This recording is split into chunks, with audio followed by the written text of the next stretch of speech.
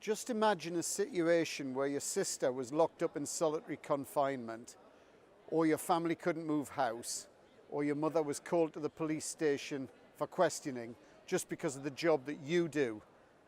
Not their jobs, not their choice, your job, your choice. That's what's happened to journalists working for the BBC Persian Service in London. What would you do about it? How would you react if there were threats made against your children by people with the ability to carry those threats out?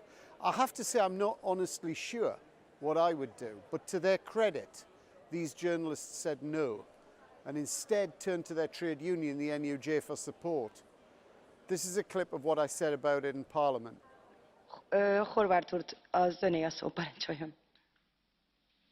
Madam President, media freedom is essential to democracy, but since 2009, the Iranian authorities have systematically targeted BBC Persian Service journalists based in London and their families in Iran.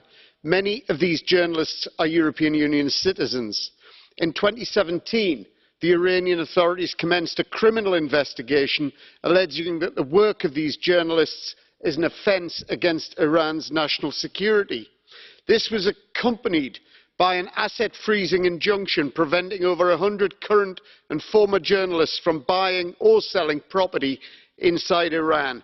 Arrests and detention of family members in Iran and ongoing surveillance and harassment, including threats to the children of journalists in London, continue, as does the spread of fake news designed to discredit female journalists especially. I am urging High Representative Mogherini to raise this matter urgently with the Iranian authorities, because we must stand against these attempts to silence journalists in Europe.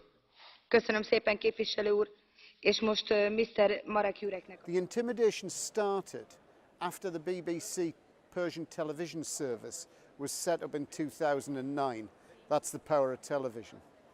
I'm raising it in the European Union, first of all because the NUJ, of which I'm a member, asked me to do so, and also because the freedom of the press, the right to know the truth, and the ability to distinguish truth from lies is under greater threat than at any time I can remember in my lifetime. Also, we are seeing intimidation by the Iranian authorities starting to spread. In March this year, an Iranian court sentenced Zadeg Zepkalam to 18 months in prison. This prominent political activist has been accused of spreading lies and propaganda against the Islamic Republic in an interview he gave to the German external broadcasting service Deutsche Welle. The idea of this is to criminalise the sources being used by European journalists and so undermine their reporting and hide the truth about the regime. By raising this issue here in the European Parliament, I hope to give it a higher profile and put it on the agenda of those negotiating the European Union's relationship with Iran in the future. Hopefully, if we've set up this video properly, you can continue watching and hear from the BBC Persian Service journalists themselves. Otherwise, there's a link in the blurb at the bottom of this YouTube video, or you can read more and find the link at my website, which, by the way, has got lots of other really sensible stuff on it. Thanks for watching.